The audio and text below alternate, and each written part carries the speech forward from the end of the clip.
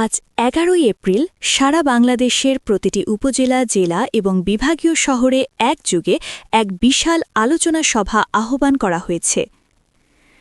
প্রিয় সরকারি চাকুরিজীবী ভাই ও বোনেরা, আজকের সকালের আপডেট নিউজে আপনাদের স্বাগতম। যারা আমাদের চ্যানেলে নতুন তারা এখনই চ্যানেলটি সাবস্ক্রাইব করুন, আর হ্যাঁ, অবশ্যই কমেন্ট করে জানাবেন আপনারা কে কোন জেলা থেকে আমাদের ভিডিওটি দেখছেন। তবে চলুন কথা না বাড়িয়ে আজকের সর্বশেষ সংবাদটি জেনে নিন। আলোচনা সভার কর্মসূচি ঘিরে সারা দেশে লাখ লাখ সরকারি কর্মকর্তা ও কর্মচারীর মাঝে এক নতুন উদ্দীপনা এবং ব্যাপক উৎসাহের সৃষ্টি হয়েছে। বিস্তারিত কর্মসূচিতে যাওয়ার আগে আমাদের জেনে নেওয়া প্রয়োজন মূলত কারা এই যুগান্তকারী আলোচনা সভার ডাক দিয়েছেন এবং এর পেছনের মূল উদ্দেশ্য কী। এই দেশব্যাপী কর্মসূচির ডাক দিয়েছে সরকারি কর্মকর্তা কর্মচারী সমিতি। এই সমিতির কেন্দ্রীয় কমিটির সম্মানিত আহ্বায়ক আব্দুল মালেক এবং সুযোগ্য সদস্য সচিব আশিকুল ইসলামের প্রত্যক্ষ দিক নির্দেশনায় আজকের এই সভার আয়োজন করা হয়েছে। তারা মূলত একটি বিশেষ কারণে এই সভার আয়োজন করেছেন এবং তাদের বক্তব্যের শুরুতেই তারা সংশ্লিষ্ট সকলকে আন্তরিক ধন্যবাদ জানিয়েছেন। এই ধন্যবাদ জ্ঞাপনের মূল কারণ হল সম্প্রতি মাননীয় প্রধানমন্ত্রী বরাবর নবম পে স্কেল বাস্তবায়নের দাবিতে একটি অত্যন্ত গুরুত্বপূর্ণ ও বিশদ স্মারকলিপি প্রদান করা হয়েছে।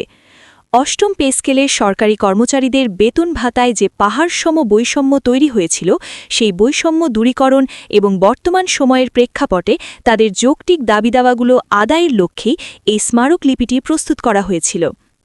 স্মারকলিপিটি সফলভাবে প্রধানমন্ত্রীর কার্যালয়ে পৌঁছানোর ক্ষেত্রে যারা নিরলসভাবে কাজ করেছেন এবং যারা এই প্রক্রিয়ার সাথে প্রত্যক্ষ ও পরোক্ষভাবে যুক্ত ছিলেন, তাদের সবার প্রতি সরকারি কর্মকর্তা কর্মচারী কল্যাণ সমিতির পক্ষ থেকে গভীর কৃতজ্ঞতা প্রকাশ করা হয়েছে।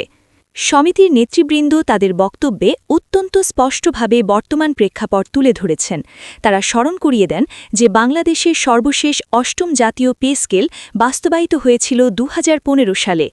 এরপর দীর্ঘ ১১টি বছর পেরিয়ে গেলেও নতুন কোনো পে স্কেল বা বেতন কাঠামো ঘোষণা করা হয়নি। এই সুদীর্ঘ ১১ বছর ধরে দেশের লাখ লাখ সরকারি কর্মচারী এক অবর্ণনীয় বেতন বৈষম্যের শিকার হয়ে অত্যন্ত দুর্দশাগ্রস্ত ও মানবেতর জীবনযাপন করছেন। এই এক যুগের কাছাকাছি সময়ে দেশের আর্থসামাজিক অবস্থায় ব্যাপক পরিবর্তন এসেছে। নিত্য প্রয়োজনীয় প্রতিটি জিনিসপত্রের দাম যেভাবে লাগামহীন ঊর্ধ্বগতিতে বেড়েছে, তার সাথে পাল্লা দিয়ে সরকারি কর্মচারীদের বেতন ১ টাকাও বাড়েনি। চাল, ডাল, তেল থেকে শুরু করে বাজারের প্রতিটি পণ্যের মূল্য আজ আকাশছোঁয়া। শুধু তাই নয়, শহর ও গ্রাম নির্বিশেষে বাসা ভাড়া অবিশ্বাস্য হারে বৃদ্ধি পেয়েছে।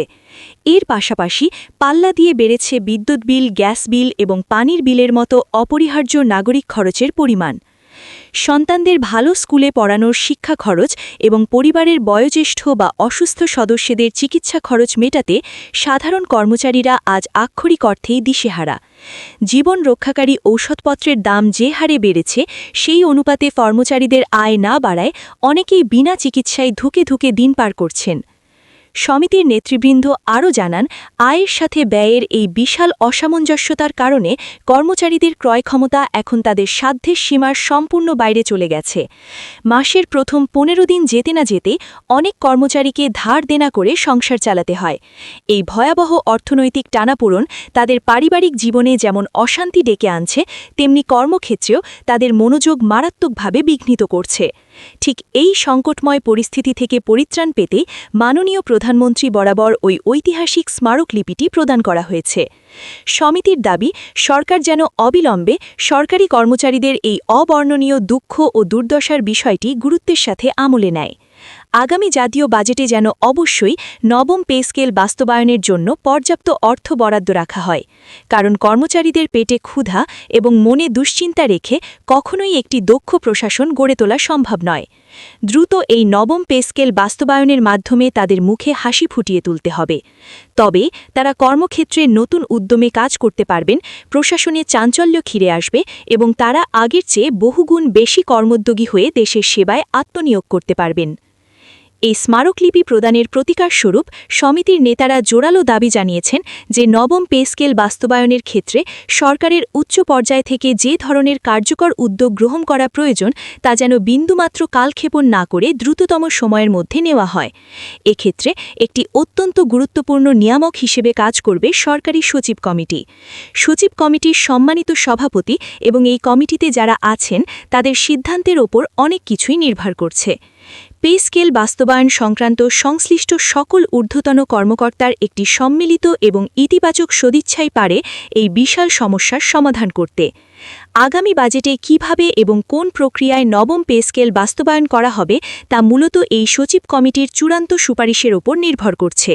তবে বিভিন্ন নির্ভরযোগ্য সোর্স এবং অর্থ মন্ত্রণালয়ের অভ্যন্তরীণ তথ্য থেকে অন্তত এতটুকু আশার আলো দেখা যাচ্ছে যে আগামী বাজেটে সম্পূর্ণভাবে না হলেও আংশিকভাবে নবম পে স্কেল বাস্তবায়নের একটি জোরালো সম্ভাবনা তৈরি হয়েছে। এটি সারা দেশের সরকারি কর্মচারীদের জন্য একটি বিশাল সুখবর। এর পেছনে আরেকটি বড় কারণ হল মাননীয় প্রধানমন্ত্রীর ব্যক্তিগত সদিচ্ছা এবং নির্বাচনী প্রতিশ্রুতি। বর্তমান প্রধানমন্ত্রী তার নির্বাচনী ইশতেহারে অত্যন্ত স্পষ্টভাবে প্রতিশ্রুতিবদ্ধ ছিলেন যে তিনি ক্ষমতায় গেলে সরকারি কর্মচারীদের জীবনমান উন্নয়নে নবম পে স্কেল বাস্তবায়ন করবেন। দীর্ঘদিনের রাজনৈতিক পট পরিবর্তনের পর দেশে একজন দূরদর্শী প্রধানমন্ত্রী রাষ্ট্র পরিচালনার দায়িত্ব গ্রহণ করেছেন। প্রধানমন্ত্রীর নির্দেশে বর্তমান সরকারের মন্ত্রীরা যেভাবে প্রতিটি সরকারি অফিসে কাজের গতিশীলতা ও কর্মতৎপরতা ফিরিয়ে আনার জন্য নিরলস চেষ্টা চালিয়ে যাচ্ছেন তা সত্যিই প্রশংসনীয়। কিন্তু এই গতিশীলতা ধরে রাখতে হলে মাঠ পর্যায়ের কর্মচারীদের সন্তুষ্টি একান্ত প্রয়োজন। সেই বিষয়টি অনুধাবন করেই মাননীয় প্রধানমন্ত্রী সরকারি কর্মচারীদের বেতন বৃদ্ধির এই বিষয়টিকে অত্যন্ত মনোযোগ এবং সহানুভূতির সাথে বিবেচনা করছেন। সরকারের এই ইতিবাচক মনোভাব এবং কল্যাণ সমিতির ধারাবাহিক কর্মসূচির ফলে সারা দেশের কর্মচারীরা আজ অত্যন্ত আশাবাদী। আমরাও দৃঢ়ভাবে আশা করি যে সকল জল্পনা কল্পনার অবসান ঘটিয়ে আগামী জাতীয় বাজেটে অবশ্যই নবম পে স্কেল বাস্তবায়নের সুস্পষ্ট ঘোষণা আসবে এবং এর মাধ্যমে দেশের লাখ লাখ সরকারি কর্মচারীর দীর্ঘদিনের লালিত স্বপ্নের বাস্তবায়ন ঘটবে। ভিডিওটি খুবই জরুরি, তাই দয়া করে সবার সাথে ভিডিওটি শেয়ার করতে ভুলবেন না। আর নতুন ভিডিও আপডেট পেতে এখনই চ্যানেলটি সাবস্ক্রাইব করুন।